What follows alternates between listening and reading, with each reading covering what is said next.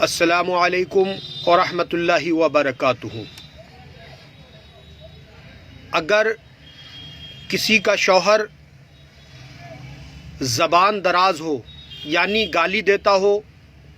بیوی کو مارتا پیٹتا ہو، یا بچوں کو مارتا پیٹتا ہو، یا کسی کی بیوی شوہر کے سامنے گالی دیتی ہو، یا غصہ کرتی ہو، یا بدتمیز ہو، یا کوئی ظالم جابر حاکم جو زبان دراز ہو، یا کوئی حسد کرتا ہو، تو اس قفل والے عمل سے اس کی زبان بند ہو جاتی ہے۔ اور یہ عمل جو میں کر رہا ہوں یہ قفل یعنی تالے کا عمل ہے، اور اس کو پڑھ کر قبر کے اندر دفن کر دیا جائے،